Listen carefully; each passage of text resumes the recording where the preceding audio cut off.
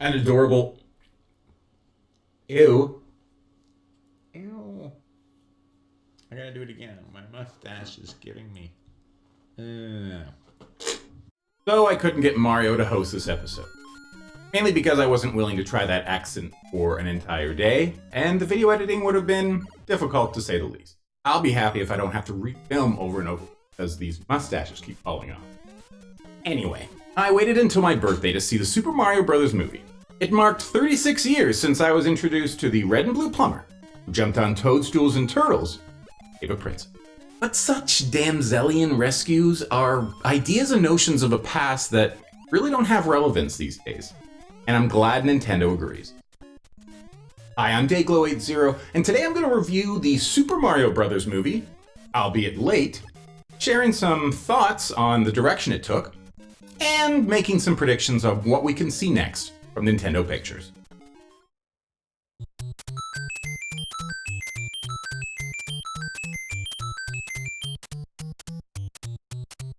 This movie leaves nothing behind for any fan of Nintendo's Mario Bros. Franchise. I'm not going to take you through the history of how one Brooklyn construction laborer worked hard to specialize in the sanitation management arts with his brother, because the movie pretty much does that for us. This master plan, executed by two digital powerhouses, Illumination Entertainment and Nintendo, won't transport you to a special level in your heart from your favorite title in the franchise, and don't even think you're going to see passing reference to a single moment you've relived in your childhood. Oh no, not one at all. But all of them. The task was to attempt to capture the original essence of the Super Mario Bros. Game series in an hour and a half. Any longer and you fear losing those tiny young attention spans. The movie begins with a very exciting and adorable introduction to our story, where King Bowser arrives at Ice World to take it over and steal the coveted Superstar. Then we're transported to where our brother's commercial is playing, inside Punch-Out Pizzeria in Brooklyn. From there we meet our famed brothers, and we're introduced to their bully Spike, who the internet now is familiar with as Foreman Spike from the Wrecking Crew game series. Spike found purpose throughout the years as a bonus character, or someone for Japan-only game titles. Like in Mobile Golf for the Game Boy Color using the Mobile Adapter GB, which was a way for games to be played over an internet connection through Japanese mobile phones at the time. However, that didn't stop the product from failing due to a simple social design flaw. The main game that made this thing relevant was Pokemon Crystal, which attracted kids too young to have a cell phone. So Spike vanished into obscurity for decades, until he unexpectedly appears in the first few scenes in the Punch-Out Pizzeria with our hero brothers. This sends the audience down a timeline rabbit hole, scrolling through nostalgia after nostalgia in the background throughout the entire movie. I've only watched the movie once, but after seeing some still images, I realized there's so much that was missed. So many little nods and ticks here and there. Spike honors his humble beginnings by acting as bully to these two ambitious brothers. One working hard to prove himself and find something special, the other helping him do all that. All the while they're walking down industrial staircases surrounded by pipes of green and signs that say level 1-2. Peeking around every corner is a secret nod to another game level, leaving us all asking, where's that character and who are we going to see next? Once Mario steps into the Mushroom Kingdom, there is absolutely no explanation required. Period. Everything is there. We saw it on one of the first movie posters. Giant toadstools, extremely rounded hills, and blocks aplenty. Brick disappearing? Question mark? It's one thing to see it in a poster and dream how it's going to unfold. But to see it all happening in motion all at once in front of you, that's the Nintendo experience. And that's where the magic happens.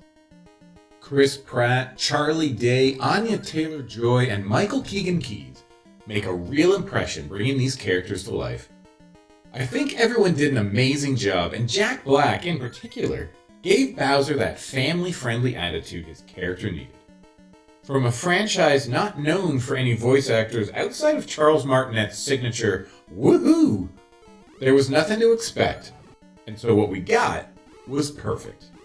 But of course, with any Super Mario Bros. Game, there's always someone to save. I remember seeing the first trailer and feeling so excited for this movie. As great as the preview made it feel, something stuck out to me. I didn't really realize it until I was well into watching the movie.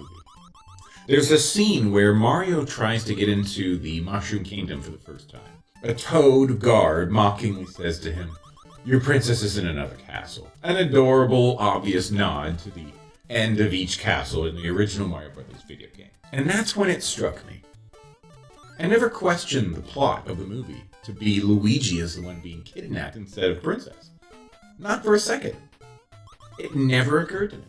Today, there are more organized groups fighting against unnecessary hate and violence than ever.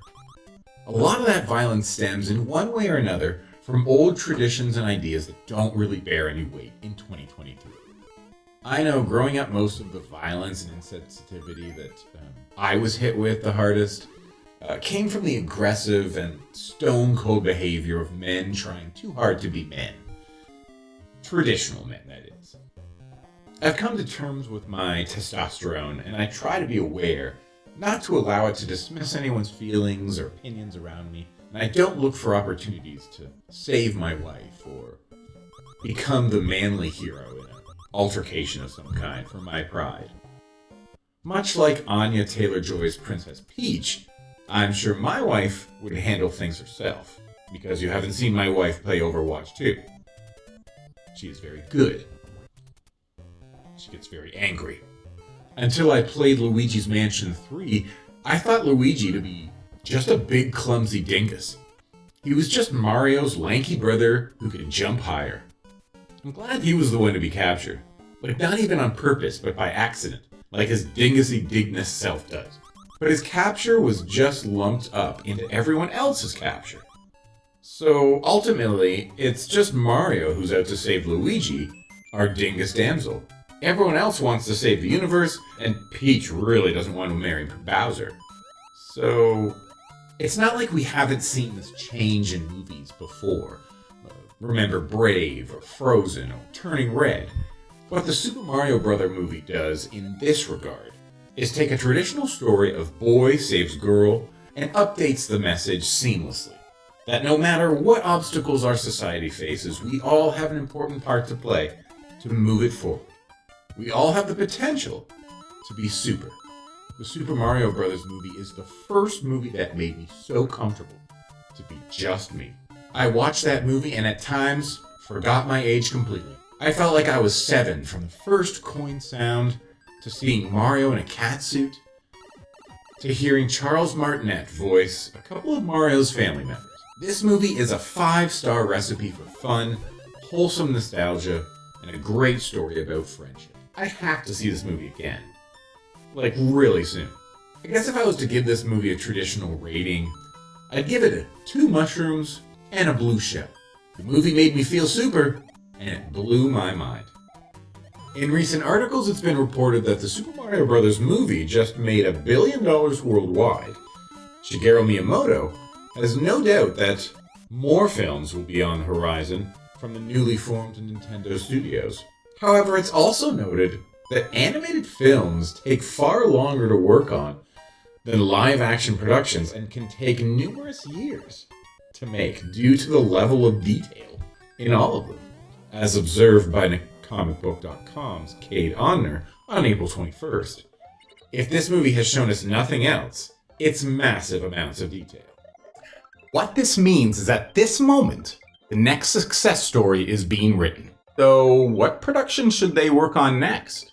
First, let's take a look at something I found from @BeardBear. They create walkthroughs, guides, compilations, and mod showcases on YouTube. Now, this is compiled video from all of the cutscenes in Hyrule Warriors: Age of Calamity, the somewhat sequel of sorts to The Legend of Zelda: Breath of the Wild, which provides a backstory and forward story and expansion to the Breath of the Wild's memory cutscenes and characters. BeardBear's video is 2.5 hours in length. With the release of Tears of the Kingdom, that gives us 2 extended stories, which could send us into trilogy territory. Wouldn't an animated movie look amazing? But production would take years. If only it wasn't already in front of us. Look at this! This movie is practically done! Smooth out the edges with a succinct story and your movie's done! It's done! I'm gonna be honest and say I knowingly put this on my list as second, fully aware that I have never played a Pikmin game in my life. I've heard good things, but just never got around to it. When I see a trailer for a Pikmin game, I automatically think that would make for a great kids movie. You could probably shape that story easily, we just need Michael Bay's direction with a 10-year-old's vision. Other than those two and any other Mario Brothers sequel that includes, Mario Galaxy or Luigi's Mansion characters and content, I don't really see a lot of other franchises making kids' movies available. Splatoon and Animal Crossing, those are multiplayer games with no real succinct story. Splatoon you could make into a cartoon series, but a movie would be hard-pressed to say. I think what those 2 franchises miss is a serious plot for a single movie. To sum up, the Super Mario Bros. Movie, amazing animated film with nostalgic characters all us 80s kids love. Foreman Spike's appearance in the movie really shows how deep and dedicated Nintendo was to providing a full story. Instead of following storyline tradition, though, Nintendo and Illumination literally flipped the script. Not only did we get to see a strong, butt-kicking, independent Princess Peach stand up to Bowser, but a Toad that goes above and beyond treasure tracking. Finally, my love-hate opinion of Luigi feels like it's been finally vindicated and supported with how this character was portrayed. If you're a Luigi fan in particular, may not have been your favorite character, but since he's never been mine, I thought it was great. I hope you liked this review. Like and hit the bell notification if you want to see more. And of course, hit that subscribe button. See you on the next one, eh?